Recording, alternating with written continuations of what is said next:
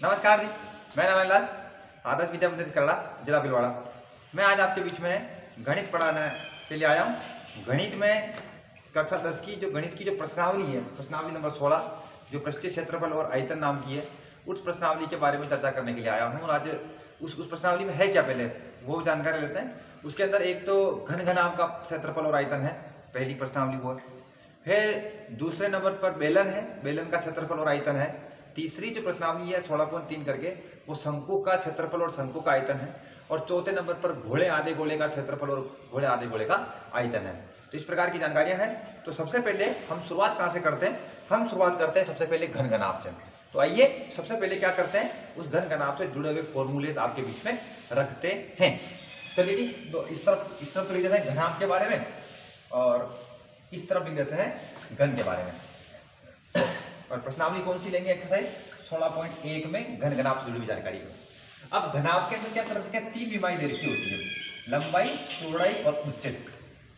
हमारा जो कमरा है वो घनाभाकार है। कभी आपने संदूक देखा होगा, पेटी देखा होगा तो वो घनाभाकार है। माचिस की आपने अगर डब्बी देखा होगा तो वो घनाभाकार है, ठीक है जी। और घन क्या होता है? इसकी सारी भुजाएं बराबर होती है।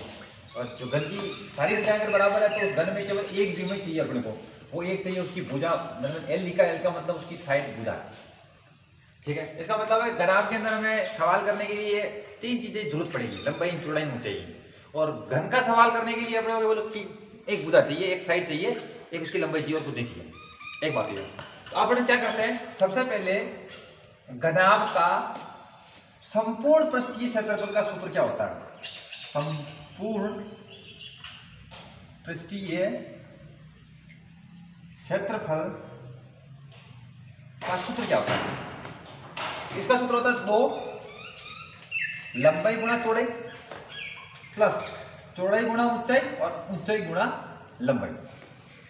अब आपके 2 लंबाई चौड़ाई, फिर चौड़ाई ऊंचाई, फिर ऊंचाई लंबाई, ये पूरा क्या है उसका संपूर्ण पृष्ठीय क्षेत्रफल। अगर आपने कभी दीवार देखा हो, ठीक है, अगर आपने पूरा कमरा देखा हो तो कमरे में ये लंबाई है, ये लंबाई है, ऊपर और लंबाई है, तो 2 बार लंबाई आ रही, 2 लंबाई है, 2 लंबाई, ठीक है। अब चौड़ाई देखो, ये चौड़ाई है, ये चौड़ाई है, ऊपर की चौड़ाई, ऊपर की चौड़ाई, ठीक है। ऊंचाई लोगे तो भी ये वाली ऊंचाई, ये वाली ऊंचाई, कमरे का ये ऊंचाई, आपको जानकारी मिल जाएगा पूरा। कुल मिलाकर के एक जानकारी आपको बहुत बढ़िया बता देता हूं। वो जानकारी ये है कि घनाभ का जो प्रत्येक फलक होता है, ठीक है, प्रत्येक भाग होता है वो आयताकार होता है, ठीक है जी। इसलिए उसमें लंबाई गुणा चौड़ाई या चौड़ाई गुणा ऊंचाई, इस प्रकार के फॉर्मूले से निकलते हैं। तो ये तो क्या हो गया इसका घनाभ के संपूर्ण पृष्ठीय क्षेत्रफल का सूत्र याद होना चाहिए। अगर आज लिख दिया कि संपूर्ण पृष्ठीय क्षेत्रफल सूत्र ही होगा। आप इधर लेते चलते हैं, घन का संपूर्ण पृष्ठीय क्षेत्रफल क्या होगा, उसका टीएसए क्या होगा, टोटल सरफेस एरिया क्या होगा, संपूर्ण पृष्ठीय क्षेत्रफल क्या होगा किसका? घन का। तो घन का जो होता है वो 6 भुजा स्क्वायर होता है। 6 भुजा स्क्वायर का मतलब 6L स्क्वायर, ठीक है। अब मैं आपको बताता हूँ कैसे। आपको एक जानकारी होगा कि ये जो घन होता है ना, घन की सारी भुजाएं, लंबाई, चौड़ाई, ऊंचाई तीनों चीजें बराबर होती है, ठीक है जी। तो इसका मतलब है कि ये जो घन है उसका प्रत्येक फलक जो होता है वो वर्ग की बातें होता है। और एक वर्ग का क्षेत्रफल होता है भुजा स्क्वायर। और चूंकि 6 फलक होते हैं, 6 भुजा मतलब 6 फलक होते हैं, इसलिए 6 भुजा स्क्वायर। ये तो हो गया दोनों का टीएसए। अब इसका लेते हैं वक्र पृष्ठीय क्षेत्रफल, या इसका लेते हैं वक्र पृष्ठीय क्षेत्रफल। इसका वक्र पृष्ठीय क्षेत्रफल इसकी चारों दीवारों का क्षेत्रफल होता है। आगे में समझ लो, चारों दीवारों का आप तो यूं तो लिया घनाभ का वक्र पृष्ठीय मतलब चारों दीवारों का क्षेत्रफल। चारों दीवारों का क्षेत्रफल क्या होता है? 2 लंबाई प्लस चौड़ाई और गुणा ऊंचाई। और घन का वक्र पृष्ठीय मतलब उसकी चारों दीवारों का क्षेत्रफल क्या होगा? 4 भुजा स्क्वायर, 4L स्क्वायर, ये। अब ले लेते हैं अपने को, अगर अपने को घनाभ का आयतन लेना है, घनाभ का आयतन लेना है तो आयतन का फॉर्मूला क्या होगा? लंबाई गुणा चौड़ाई गुणा ऊंचाई, लंबाई गुणा चौड़ाई गुणा ऊंचाई। अगर आपको घन का आयतन लेना है तो घन का आयतन लेना है तो घन का आयतन का फॉर्मूला क्या होगा? भुजा की घाती L3। अगर आपको घनाभ का विकर्ण लेना है तो विकर्ण क्या आएगा? अंडर रूट करो L square plus B square plus H square. Under root L square, B square और H स्क्वायर, ये क्या है जी? घनाभ का विकर्ण है। अगर आपको घन का विकर्ण लेना है, घन का विकर्ण लेना है तो वो कैसे लेंगे, वो लेंगे आप कर दिए L कर दीजिए L√3। ये क्या है, वो फॉर्मूले जो हमको 16.1 एक्सरसाइज के सवाल में उपयोग करने पड़ेंगे।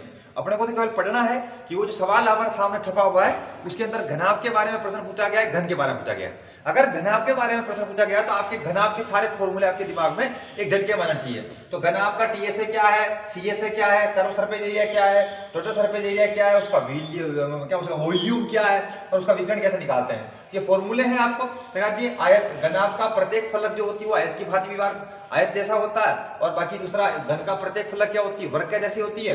ठीक है, इसमें लंबाई चौड़ाई ऊंचाई तीनों अलग हो सकती है, इसमें लंबाई चौड़ाई ऊंचाई तीनों बराबर होती है, तो एक ही भुजा से काम चला सकते नहीं। अगर हमको घनाभ का सवाल करना है तो तीन चीजें होगी, लंबाई चौड़ाई ऊंचाई। अगर हमको घन का सवाल करना है तो सवाल करने के लिए केवल है और केवल हमको भुजा चाहिए। ये रहे आपके सामने फॉर्मूले। आइए सबसे पहले हम आपके सामने दो चार सवाल करते हैं घनाभ से जुड़े हुए, दो तीन सवाल करेंगे घन से जुड़े हुए, और फिर कोई ऐसा सवाल भी कर रहे हैं जिसमें घन और घनाभ दोनों काम आ रहे हैं। चलिए अब सवाल से शुरुआत करते हैं। हाँ जी, तो 16.1 से पहले आपको 7-8 उदाहरण मिलेंगे। आप उदाहरणों में घन का उदाहरण है कि घनाभ का उदाहरण है, आप देख लेना, और उस उदाहरणों में क्या है कि वो घन के या घनाभ का सवाल है मतलब पता चल जाएगा, और उसमें उत्तर भी लिखे हुए हैं और सूत्र भी लिखे हुए हैं कि सूत्र की सहायता से उसको कर रखा जाए। फिर हम आएंगे तो 16.1 प्रश्नावली आएगी। तो 16.1 प्रश्नावली में तकरीबन 12 सवाल है, इसमें से शायद दूसरा, चौथा और 10वां सवाल ऐसे हैं जो घन से जुड़े हुए हैं, बाकी मैक्सिमम का जो कनेक्शन है वो घनाभ से है। तो चलिए हम सबसे पहले घनाभ के सवालों को चुनते हैं। दो चार पांच सवाल बताएंगे आपको घनाभ से जुड़े हुए, फिर घन से जुड़े हुए बताएंगे। तो देखिए आप सबसे पहले घन से जुड़े हुए सॉरी माफी चाहते हैं, घनाभ से जुड़े हुए हम आपने आपके सामने दो सवाल रख रखे हैं। एक सवाल तो मैंने ये रखा, एक घनाभ आया, अपने को दिमाग में रखिए घनाभ है तो मैनू लंबाई चौड़ाई ऊंचाई तीनों चीजें चाहिए। उसके बाद मुझे फॉर्मूला दिमाग में आना चाहिए, और फॉर्मूला दिमाग में आएगा तो मैं उसमें लिख करके वैल्यू रख करके सवाल कर लूंगा जी। तो ये देखिए घनाभ में लंबाई दे रखी है, चौड़ाई दे रखी है, ऊंचाई दे रखी है, तीनों चीजें हमारे पास गिवन। ठीक है, तो हमें घनाभ का संपूर्ण पृष्ठ चाहिए। दिमाग में क्या आना चाहिए, क्या मैं संपूर्ण पृष्ठीय क्षेत्रफल का फॉर्मूला जानता हूं क्या, आपको ध्यान में आ जाएगा। एवं आयतन ज्ञात कीजिए। ठीक है जी, आयतन ज्ञात कीजिए। तो सवाल बड़ा साधारण सीधा सवाल है। ठीक है, सीधा सवाल है, कोई उलझन पैदा नहीं कर रखा है, लंबाई चौड़ाई ऊंचाई कोई छिपा के नहीं रखा है, कोई दिमाग चला करके फिर उसका क्षेत्रफल या आयतन ज्ञात करने के लिए नहीं कह रहा है। तो सीधा सवाल है, सीधा सवाल है। तो चलिए हल लेते हैं। तो अपने को दिया है क्या है वो लिख देते हैं। दिया क्या है, दिया है घनाभ की लंबाई। ठीक है, घनाभ की लेंथ, वो लंबाई कितनी है 12 सेंटीमीटर, उसकी चौड़ाई कितनी है 9 सेंटीमीटर, और उसकी ऊंचाई कितनी है 5 सेंटीमीटर। ये चीजें लिख दिया, प्रश्न ने कहा लिख दिया। अब अपने को क्या चाहिए, अपने को चाहिए घनाभ का संपूर्ण पृष्ठीय क्षेत्रफल। घनाभ का टीएसए लिख दिया मैंने, सॉरी अंग्रेजी में ना, टीएसए मतलब टोटल सरफेस एरिया, संपूर्ण पृष्ठीय क्षेत्रफल क्या है, 2 लंबाई चौड़ाई, चौड़ाई ऊंचाई और ऊंचाई लंबाई। ये मैंने ब्रैकेट पे कर दिया। थोड़ा इस तरह बढ़ा देते हैं जैसे क्या सहूलियत हो जाए, आसानी सवाल डाल लीजिए। ये यहां से कर दिया। ठीक है जी, अब वैल्यू रखी आपने। ठीक है जी, क्या आया 2, लंबाई ऊपर देगा कितना मिला अपने को 12, चौड़ाई कितना 9, प्लस चौड़ाई कितना 9, ऊंचाई कितना 5, प्लस ऊंचाई 5 है और लंबाई आपके पास कितना है 12। अब आसानी से सवाल कीजिए, 12 का अगर 9 से गुणा करें तो 12 का 9 से गुणा होता है 12 नमक 108 मतलब 108, और 9 को 5 से मल्टीप्लाई करें तो 9 5 से 45, 9 पंजे 45 और 12 पंजे 60। ये होगा जी। अब आप आसानी से इनको जोड़ दीजिए, 60 और 45 जो होते हैं 105 होते हैं, 105 में 8 जुड़ेंगे, 105 में जैसे ही 8 जुड़े तो वो जाएंगे 113, और फिर 100 और जुड़ेंगे 213, 213। इसका सबका समय सबका एड है, 213 का डबल किया तो कितना आ गया जी, 2 दूनी 4 और 26, 426 वर्ग सेंटीमीटर आपके पास क्या है, घनाभ का संपूर्ण पृष्ठीय क्षेत्रफल है, घनाभ का टीएस है। तो ये आपके पास क्या हो गया जी, एक आंसर हो गया। तो पहली प्राथमिकता क्या है, अगर आपको सूत्र ही नहीं आता तो क्या होगा जी, मैंने आपको पहले बताया घनाभ का ये सूत्र है चारों। ठीक है, उसका संपूर्ण पृष्ठीय, उसका वक्र पृष्ठीय मतलब 4 जोड़ने वाला क्षेत्रफल, और उसका आयतन और उसका विकर्ण। तो ये आपका संपूर्ण पृष्ठीय सूत्र आ गया काम। ठीक है, संपूर्ण पृष्ठीय लिखा, सूत्र लिखा, सूत्र लिखोगे नंबर मिलेगा साहब जी, कैलकुलेशन करो फिर सीधा नंबर मिलेगा। अब ये कह रहा है कि इसका वॉल्यूम भी निकालना, तो आप घनाभ का आयतन, अगर आपको फॉर्मूला ही नहीं आता तो सवाल कैसे करेंगे। तो पहली प्राथमिकता और चेंज तो होने से रख, अगर आपने 6वीं 7वीं 8वीं में भी कभी घनाभ के बारे में आया होगा तब भी उसका लंबाई गुणा चौड़ाई गुणा ऊंचाई आया होगा। लेकिन आज भी अगर कोई 10th क्लास के लेवल पर भी इसको पढ़ रहे हैं तो लंबाई गुणा चौड़ाई गुणा ऊंचाई तो है, वो फॉर्मूला अगर याद नहीं रहता तो फिर क्या करेंगे। तो फॉर्मूला याद रखना पहले प्राथमिकता है। तो लंबाई गुणा चौड़ाई गुणा ऊंचाई। अब लंबाई क्या गिवन कर रखी है अपने को, क्या दे रखी है अपने को, दे रखी है भाई 12 सेंटीमीटर है, और चौड़ाई कितनी है हमारे पास 9 सेंटीमीटर है, और ये क्या गई ऊंचाई 5 सेंटीमीटर है। तो अपन ने क्या कर दिया 9 पंजे 45 कर दिया बड़ी आसानी से, ये 9 पंजे 45 कर दिया, ठीक है। और फिर इसको गुणा किया तो ये अपने को उसका आयतन मिल रहा है। तो 12 पंजे 60 होते हैं, हासिल के 6 लगे, 12 चौक 48 और 6 जुड़ करके हो गए 54। तो 540 घन सेंटीमीटर आपको क्या मिल गया जी, घनाभ का आयतन मिल गया। तो ये क्या है, कुल मिलाकर के एक सूत्र पर आधारित बिल्कुल साधारण सवाल है। मैंने क्या कहता है उसे बीच में से बंदर के जैसे छलांग मारते हुए 9वां सवाल चुन लिया, ठीक है जी। बीच में मैंने दूसरा नहीं चुना या तीसरा नहीं चुना, चौथा नहीं चुना, 5 नहीं चुना और 9वां चुन लिया। इसको भी चुनने के पीछे कारण सवाल बढ़िया है, आप समझिए कि 10 मीटर लंबा, 8 मीटर चौड़ा, 6 मीटर ऊंचा। इसका मतलब आपको ध्यान में पड़ जाएगी लंबा चौड़ा ऊंचा दे रखा, इसका मतलब उसकी आकृति घनाभाकार है, मतलब घनाभ की बात कर रहे हैं हम लोग, क्योंकि 3 विमाएं लंबाई चौड़ाई ऊंचाई अपने को किसमें दे रखी है, तो घनाभ में दे रखी होती है, घनाभाकार। अधिक से अधिक कितनी लंबी छड़ी रख सकते हैं, अधिक से अधिक उसमें कितनी लंबी छड़ रख सकते हैं ऊंचे कमरे में। तो कमरा वैसे ही आपको पता है, कमरा हो, संदूक हो, मैंने पहले ही बोला कि वो कपड़ा डब्बी होती है, माचिस की डब्बी हो, वो सब घनाभाकार होती है। तो इसमें अगर आपको अधिक से अधिक कितनी लंबी छड़ रखी जा सकती है, तो इसके लिए आपको अधिक से अधिक उसके विकर्ण के बराबर, जो उसका विकर्ण जो होगा वो विकर्ण सबसे अधिक से अधिक विकर्ण ही सबसे बड़ा होता है। तो कमरे के अंदर आप विकर्ण निकाल दो उसका घनाभ का, तो आपको उतनी लंबी छड़ आप रख सकते हो। तो उसका विकर्ण निकालने वाला और सीधा सूत्र पर आधारित है, इसलिए मैंने सवाल को छोड़ा है। बाकी बीच में कोई सवाल है तो वो सीधा सूत्र पर नहीं जा रहे हैं, थोड़ा अपने दिमाग की कसरत कराएंगे फिर जाएंगे। तो देखिए क्या करते हैं, चलिए अपन इसका हल लेते हैं। इसमें भी गिवन चीजें क्या है, दिया तो बताना पड़ेगा था, दिया क्या है। प्रश्न पढ़ा तो लंबाई मिला 10 मीटर, प्रश्न पढ़ा तो चौड़ाई मिली 8 मीटर, प्रश्न मिला तो ऊंचाई मिली 6 मीटर, ठीक है। अधिक से अधिक कितनी लंबी छड़ रखी जा सकती है, ठीक है। तो अधिक से अधिक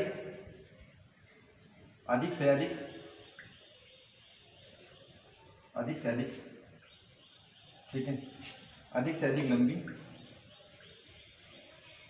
छड़ कमरे के विकर्ण के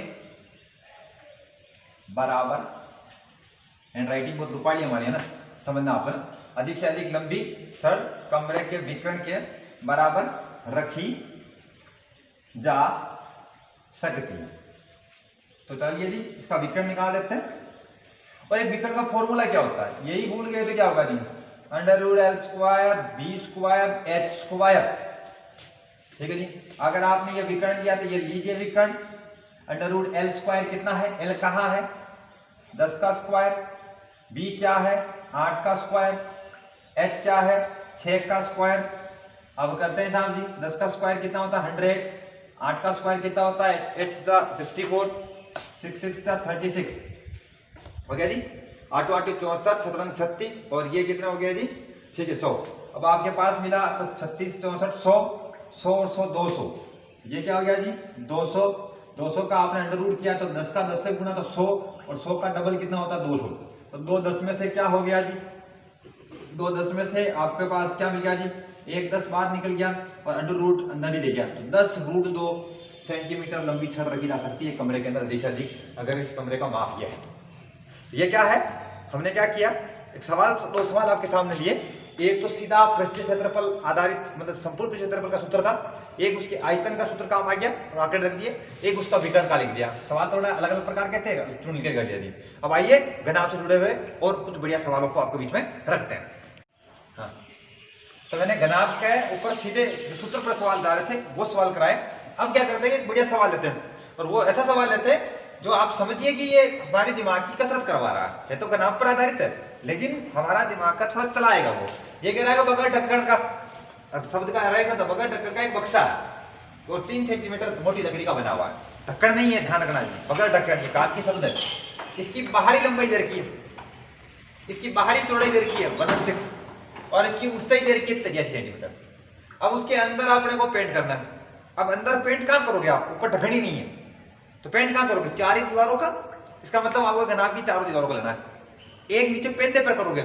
और मैंने एक बात बताई थी आपको, घनाभ का प्रत्येक फलक जो होता है आयत होता है, तो एक पेंदा जो लेंगे वो हमारा आयत की बात ही काम करेगा, वहां आपको पेंट करानी है। और पेंट कराने की रेट ही बता रखी है कि आपको 1000 वर्ग सेंटीमीटर पर आप पेंट करोगे तो आपको 2 रुपया खर्चा आएगा। तो अपने को इस पूरे बक्से पर जो बक्सा 3 सेंटीमीटर मोटी लकड़ी का बना है, जो बक्से की बाहरी लंबाई ये है, बाहरी चौड़ाई ये है, बाहरी ऊंचाई ये है, उस पर आपको इस रेट से कितना खर्चा आएगा कलर करने का, उसकी चारों दीवारों पर, मतलब उसके छत क्या, उसकी फर्श के ऊपर। तो बहुत शानदार, बहुत रुचिकर सवाल है। अगर इसमें सवाल में अगर थोड़ा सोचे तो मजा आएगा, क्योंकि सवाल मजेदार चीज है नहीं। तो अब हम क्या करते हैं, चलो जी इसका हल लेते हैं। अब हल लेते हैं तो आपने वो क्या दिया है, ठीक है, बक्से की मोटाई, और बक्से की मोटाई हमको क्या दे रखी है, बक्से की मोटाई दे रखी है अपने को 3 सेंटीमीटर। अपने को बाहरी लंबाई दे रखी है, अपने को चाहिए वास्तविक लंबाई, क्योंकि हम बाहर तो उसमें उसकी मोटाई पे तो कलर करने से। तो अपने को क्या करेंगे, ये जो बक्सा है आप सीधा लिखेंगे बक्से की वास्तविक लंबाई। वास्तविक लंबाई क्या है, टोटल 146 है, 146 है, उसमें से क्या करो 3, तो क्योंकि एक कमरे की 2 लंबाई, एक लंबाई इधर होगी, एक लंबाई इधर होगी, एक चौड़ाई इधर होगी, एक चौड़ाई इधर होगी, ठीक है। तो इसका मतलब तो आप ये समझ लीजिए, तो आपने क्या करते हैं, इधर की लंबाई भी बाकी निकाल दिया, उधर की लंबाई से बाकी निकाल दिया, 3 और 3 बाकी निकाल दिया, तो 3 3 6 होते हैं, 140 में 6 निकले तो कितना गया 140 सेंटीमीटर। अब आप देखिए बक्से की वास्तविक चौड़ाई क्या होगी, टोटल है 116 और 116 में भी सी हुई, दोनों चौड़ाई के हिस्से से आपने 3 3 बाकी निकाल दिया, तो कितना बाकी निकल गया जी 6, तो कितना आ गया 110 सेंटीमीटर। अब आपको बक्से की वास्तविक ऊंचाई क्या होगी, यहाँ पर जो मैंने लाइन खांची है इसका मतलब इसकी वास्तविक ऊंचाई है ना, तो बक्से की वास्तविक ऊंचाई क्या होगी, वो 83, नीचे से तो 3 निकल गई लेकिन ऊपर ढकनी नहीं है तो ये निकालनी है, तो 83 में से केवल क्या निकलेंगे 3, तो ये आपको क्या मिल गया 80 सेंटीमीटर। तो इसका मतलब जिससे हम सवाल करेंगे आप लोग, तो ये मतलब उसकी लंबाई चौड़ाई ऊंचाई को निकालना पड़ेगा। अगर बाहरी लंबाई दे रखी है और मोटाई दे रखी है तो आप उसके अंदर मोटाई को घटा दीजिए, ठीक है, आपको वास्तविक लंबाई मिल जाएगी। यानी अगर माना कि बाहरी नहीं आंतरिक लंबाई दे रखी है और मोटाई दे रखी है तो छोड़ देना, आप क्या पड़ा ये निकाल मिला, पता लगा जी। तो एल पी और एच मिल गया। अपने को अब इसके अंदर पेंटिंग करवानी है। अब अंदर पेंटिंग करेंगे तो 4 दीवार पर कलर होगा, एक कलर होगा उसकी फर्श पर। तो आपको सीधा मैं लेता हूं पेंट कराने योग्य, ये कराने योग्य भाग का क्षेत्रफल बराबर बक्से की चारों दीवारों का क्षेत्रफल, 4 दीवारों पर कलर होगा, चारों दीवारों का क्षेत्रफल प्लस बक्से के फर्श का क्षेत्रफल। सुनना शब्द को बढ़िया पता लगेगा, फर्श का क्षेत्रफल। अब बक्से की चारों दीवारों का क्षेत्रफल है 2 लंबाई प्लस चौड़ाई गुणा ऊंचाई, और फर्श का क्षेत्रफल होगा लंबाई गुणा चौड़ाई, आयत होता है। अब आप इसमें देखिए 2 लंबाई क्या है आपके पास 140, चौड़ाई क्या आपके पास 110 और ऊंचाई क्या आपके पास 80, ठीक है। प्लस क्या किया आपने लंबाई चौड़ाई, तो 140 गुणा 110। फिर आपने आगे की तरफ गए तो आपको क्या पता लगा जी, आप इसको सिस्टम से देखिए अब, ठीक है। 110 और 140 जोड़ते हैं तो होंगे 250, 110 और 140 कितने होंगे 250, और 250 को 2 से गुणा करोगे तो कितना आएगा 500। ये आपने कर दिया 500 गुणा 80 प्लस ये आपने 0 से 0 2 0 गुणा किया, 4 चौक 44, हासिल लगे 4 और 11 एकम 11 और 4 कितने हो गए, मतलब क्या होगा जी 1500, मतलब 15400 जवाब मिला। अब इसको आपने गुणा क्या दिया गया 1 2 3 0 1 0 2 0 3 0 8 5 40 40,000 ये आया और 15,400 ये आया, तो 15,400 40,400 कितना हो गया 55,400 वर्ग सेंटीमीटर। एक ऐसा एरिया है जहां पर हम कलर करवा सकते हैं, मतलब पेंट कराने योग्य का सवाल गया 55,400 वर्ग सेंटीमीटर। अब अपने को जिस दर से काम करना है, मैं इस सवाल को क्या करूंगा कि पहले मैं इस तरफ ले जा रहा हूं, फिर मैं इसको मिटाऊंगा, फिर मैं सवाल बताऊंगा। चलिए मैं इसको इधर ले गया, चूंकि क्या कहना है 1000 वर्ग सेंटीमीटर पर पेंट कराने का जो खर्चा है, वो खर्चा क्या है 1000 वर्ग सेंटीमीटर, वो 2 रुपया है। प्रश्न कह रहा है कि अगर 1 वर्ग सेंटीमीटर पर अगर आपको पेंट कराना होवे तो खर्चा क्या आएगा, 2/1000 आएगा। 2/1000 है ना। अगर आपको 55,400 वर्ग सेंटीमीटर पर खर्चा करवाना है, 55,400 ये टोटल एरिया है, उस पर अगर आपको खर्च करवाना है तो आपके पास क्या आएगा, 2 गुणा 2/1000 और यहां आपने कर दिया 55,400। 2 जीरो से ये 2 जीरो कट गए और आपने क्या कर दिया, इस 554 का डबल कर दिया, 554 को 2 से गुणा कर दिया। तो 554 को 2 से गुणा किया तो 4 दूनी हुए 8, फिर 5 दूनी हुए 10, फिर 5 दूनी हुए 10 हमारे 11 बटेवा क्या मिल गया आपको, ये 10। आपने पॉइंट लगाओगे तो आपको क्या आ जाएगा, पॉइंट लगाओगे तो 100, ये जीरो यहां से आएगा तो 110.8 रुपया। मतलब कितना इंटरेस्टिंग सवाल। जिस बक्से की मोटाई दे रखी थी, ढक्कन मतलब ढक्कन बगैर ढक्कन का एक बक्सा था जिसकी मोटाई दे रखी थी, उसकी बाहरी लंबाई, बाहरी चौड़ाई और बाहरी ऊंचाई दे रखी थी, उसके अंदर पेंट करवाना था, खर्चे की रेट ये थी, तो उससे पता लगाया था 110.8 रुपया खर्चा पड़ा उसमें कलर करने का। तो आइए अब क्या करते हैं जी, उसके उधर लिखे हुए सवाल को हम आपको बताते हैं, इसको मिटा करके। अब लेइए, मैंने मिटा लिया आपके सामने से, क्योंकि ये सवाल 5वां यहाँ पर लिख रखा था और फिर वो लिखते लिखते इधर छठे में घुस गया था, स्पेस छोड़ा था। तो अपने क्या किया, सवाल को अब इधर से ले आते हैं, ठीक है। सवाल उधर से पढ़ते सवाल इधर करते हैं। आपने को दिया क्या है वो देख लेते हैं। प्रश्न पढ़ेंगे, पहले नाम तो पता लगे, घनाभ है साहब, घनाभ। और घनाभ का नाम है, इसका मतलब घनाभ के सारे सूत्र आपके दिमाग में आना चाहिए। घनाभ का संपूर्ण परिचय क्या होता है, आयतन क्या होता है, विकर्ण क्या होता है। देखिए अपने क्या करेगा, एक घनाभ की लंबाई, चौड़ाई और ऊंचाई का योग 19 है। या क्या है, ये आप लिख देते हैं, घनाभ की लंबाई प्लस चौड़ाई प्लस ऊंचाई सबका योग कितना है, 19 है। ये मैं नहीं कह रहा हूं, प्रश्न कह रहा है, ठीक है जी। और ये भी चीज दे रखी है कि विकर्ण की जो लंबाई है, विकर्ण की जो लंबाई है वो विकर्ण की लंबाई है वो 11 है। और अपने को ज्ञात क्या करना है, अपने को ज्ञात क्या करना है, अपने को ज्ञात करना है घनाभ का संपूर्ण पृष्ठीय क्षेत्रफल। सवाल है जरूर ऐसा, लेकिन सवाल है बहुत लाजवाब, ठीक है। सबसे ज्यादा इन 11 ही, मतलब ये 16.1 की जो घनाभ की जो सवाल है, सबसे ज्यादा अगर दिमागी कोई बढ़िया कसरत करा रहा है तो ये सवाल करा रहा है। अगर कोई मेरे जैसा कोई मास्टर जी और परीक्षा में देना हो तो हम ऐसे सवाल को देना पसंद करेंगे, क्योंकि दिमागी कसरत बहुत बढ़िया करा रहा है। बाकी जानकारी वो की वही है, घनाभ का संपूर्ण क्षेत्रफल का ध्यान देना। तो सबसे पहले इसको तो मैंने समीकरण नंबर 1 दे दिया, इसको मैंने समीकरण नंबर 2 दे दिया, ठीक है जी।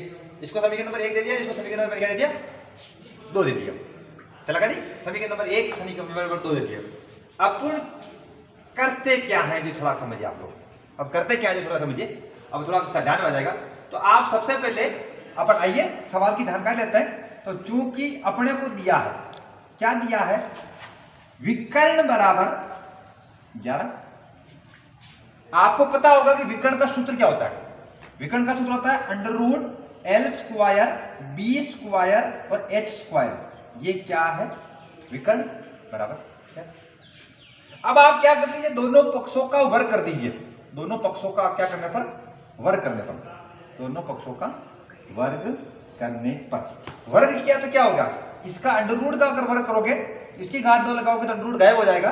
क्या आ जाएगा, L² B² और H² बराबर, ये गया वर्ग किया तो 11 का स्क्वायर, ये तो गायब हो गया √ वर्ग करने से √ गम जाता है, मारवाड़ी बोल गया, ठीक है, गायब हो जाता है, समझ में, गायब हो जाता है, गम जाता है। सबके नेपाली भाषा होती है, ये लैंग्वेज होती है ना, मदर टंग होती है। ये तो हिंदी मीडियम का सिस्टम रह गया, ठीक है, और यूट्यूब का फर्क रह गया। बाकी तो भाई साहब मेवाड़ी मारवाड़ी मजा जितना आता है उतना मजा नहीं आता। ठीक, चलिए, तो ये 11 को 11 से गुणा किया तो क्या गया, 11 11, ठीक है, 121। इसको आपने समीकरण नंबर 3 दे दिया, या आप अगर आपने समीकरण नंबर यहाँ 2 लिया तो समीकरण नंबर 2 से पता लग गया, समीकरण नंबर मैंने 3 दे दिया। अब आप समीकरण नंबर 1 में जाओ। समीकरण नंबर 1 से आपको पता क्या लग रहा है, देखिए पता लग रहा है लंबाई चौड़ाई ऊंचाई सबका जोड़ कितना है, 19। आप क्या कीजिए, यहां पर भी दोनों पक्षों का वर्ग कर दीजिए। दोनों पक्षों का वर्ग करने पर आपने वर्ग किया तो क्या किया, L² B², सॉरी वापस जाता हूं, ये L B और H इसका भी स्क्वायर कर दिया, और 19 का भी आपने क्या कर दिया, स्क्वायर कर देते। अब आप खोलिए, अगर आपने कभी 9वीं क्लास पढ़ी और पास तो होकर के आए होंगे, तो a प्लस बी प्लस सी का स्क्वायर क्या होता है पता है आपको? ठीक है, अगर a प्लस बी प्लस सी का स्क्वायर अगर होता है तो क्या होता है? a square B square C square, फिर होता है 2ab प्लस 2bc और 2c है। ये होता ये फॉर्मूला हम जानते हैं। अब मैं इसको खोल रहा हूं, देखिए अब a कौन है यार? a square B square C square, हमारी A square B square C square, फिर 2ab 2bc बी है और सी एच है, और 2ca 2ca एच है बराबर बराबर। फिर आप क्या कर लीजिए, मैं इसको मिटा देता हूं, आपको पता लग गया कि मैंने यहाँ पर क्या किया। ठीक है, अब देखिए क्या हुआ? 19 का 19 से गुणा, 20 का 20 से गुणा 400 होता है, 19 का 19 से गुणा 381 होता है, 381। ठीक है जी, 19 का मैंने वर्ग क्या दिखाया? 381। ठीक है, पता करें। अब आप आइए और ये देखिए समीकरण नंबर 3 के करीब जाइए, वो क्या कह रहा है? A square plus B square plus H square क्या होता है? 1/1। तो आप इसकी जगह क्या लिख दीजिए? इस आंकड़े की जगह आप क्या ठोक दीजिए? 121। क्या कहते हैं? 121। बाकी आपने क्या कर दिया? 2 LB 2 BH 2 HL बराबर 381। अब ये 121 ने कहा कि भाई मैं तो इधर नहीं दूंगा, मैं उधर दूंगा, कि मेरा दोस्त है, मेरा भाईबंध उधर है। मतलब समझ रहे हो? मेरा साथी मतलब पक्षांतर किया गणित की भाषा, भाईबंध साथी ऐसी भाषाएं चलती गणित में, लेकिन फिर भी बोल गए हम। तो 121 उधर चला गया पक्षांतरण के माध्यम से, तो ये उधर चला गया, तो ये क्या हो जाएगा जी? 381 पहले ही है और 121 उधर गया तो क्या हो गया? माइनस का 120। अब बताइए इसमें से सब में कॉमन क्या है? इस आंकड़े में, इस आंकड़े में, इस आंकड़े में कॉमन क्या चीज है? 2 2 इसमें भी है, 2 इसमें भी है, 2 इसमें भी है, तो 2 आपने क्या कर दिया? कॉमन निकाल दिया, तो क्या बचा? LB। यहां क्या बच गया? BH, और यहां क्या बच गया? HS। रेडी जी? अब आप 381 में से 121 जाते हैं, बाकी कितने रहेंगे जी? अरे बड़ी आसानी से कर सकते हैं जी। 1 मुंह 1 गया तो 0, 8 मुंह 2 गया तो 6, 3 मुंह 1 गया तो 2, और ये क्या है? 2 लंबाई प्लस चौड़ाई, चौड़ाई ऊंचाई, ऊंचाई लंबाई। जानते हो ये किसका फॉर्मूला है? संपूर्ण पृष्ठीय क्षेत्रफल का फॉर्मूला है, क्योंकि घनाभ का संपूर्ण क्षेत्रफल है। इसका उत्तर कितना आ गया? 260। ये क्या है? ये कोई सीधा लंबाई चौड़ाई ऊंचाई देकर के सवाल नहीं कर रहा, बड़ी बढ़िया कसरत करवा रहा है। ये कह रहा है लंबाई चौड़ाई ऊंचाई का योग 19 है, ये कह रहा है विकर्ण 11 है। तो पहले तो विकर्ण का फॉर्मूला काम आया, विकर्ण का फॉर्मूला में उसको वर्ग किया, सवाल ले लिया, और फिर जो दे रखा था लंबाई चौड़ाई ऊंचाई का जोड़ 19 है, उसका वर्ग किया, सवाल आगे बढ़ाया, उत्तर आ गया। ठीक है जी, इतनी बढ़िया कसरत मुझे नहीं लग रहा कि और कोई सवाल करा रहा है। इतना बड़ा सवाल है। अब आप समझिए कि मैंने आपके सामने घन घनाभ के सूत्र बताए इस वीडियो में, और सूत्र बताते ही मैंने आपको घन घनाभ के मतलब घनाभ के 4 सवाल बताए। घनाभ के शुरुआती 2 सवाल सीधे सूत्र पर चल रहे थे, और उसके अगले 2 सवाल आपकी दिमागी कसरत कराकर फिर निकल रहे थे। तो मैं क्या करूंगा, इससे घन घनाभ से जुड़ा हुआ एक वीडियो और आपके बीच में लेकर आऊंगा। वो वीडियो, उसके अंदर क्या होगा, कुछ सवाल होंगे जो घनाभ से जुड़े हुए और बढ़िया रहेंगे, तो वो कर लेंगे, और घन से जुड़े हुए सवाल भी उस वीडियो में हम आपके बीच में करेंगे। तो इसका मतलब ये है, ये आपका घन घनाभ की जो प्रश्नावली है उसका भाग नंबर 1 है। इसका मतलब आपको हम आपके बीच में क्या करेंगे, इसका भाग नंबर 2 भी आपके बीच में लेकर के आएंगे, और पूरी एक्सरसाइज की प्रैक्टिस हो जाएगी। केवल आपको सूत्र याद रहना चाहिए। अगर आपको घन घनाभ के सूत्र ही याद नहीं है तो फिर वो कोई काम का नहीं है। पता तो लग जाएगा कि यहाँ घनाभ लिख रहा है तो घनाभ का फॉर्मूला काम आएगा, सूत्र भी अगर लिख दे तो परीक्षा में नंबर मिलेंगे। ध्यान रहे 30 जून को परीक्षा होने वाली है, और ये वीडियो जो बना रहे हैं वो 30 तारीख की परीक्षा को लेकर पढ़ा रहे हैं, क्योंकि कोरोना में हम इकट्ठा करके पढ़ा नहीं सकते, तो इसलिए इसी वीडियो बना करके आपके पीछे भेज रहे हैं। अगर आपने मेरा चैनल सब्सक्राइब नहीं किया तो चैनल सब्सक्राइब कर लीजिए, और लाल बटन दबा दोगे तो क्या होगा कि आपको नए नए वीडियो मिलते रहेंगे, आपको फायदा मिल जाएगा। घर बैठे यहाँ पर आराम से ईयरफोन लगाया, आवाज अगर क्योंकि क्लियर भी नहीं हो सकती क्योंकि फोन हमारे बीच में दूर ही रहती है। ठीक है, अगर हम यहाँ पर कोई ऐसा कॉलर माइक तो उपयोग करते नहीं है, तो कोई ऐसा ब्लूटूथ का डिवाइस तो गले में लटका नहीं रखा जिससे आवाज थोड़ी क्लियर होता है। आवाज अगर आपको लगता है कि अटपटा लग रहा है तो कुछ नहीं कीजिए, एक लीजिए एयरफोन, फोन में डालिए, कान में सुनिए और आराम से देखिए। ठीक है जी, तो मैं नारायण लाल खारोल, आदर्श विद्या मंदिर, कनाडा जिला भिलवाड़ा।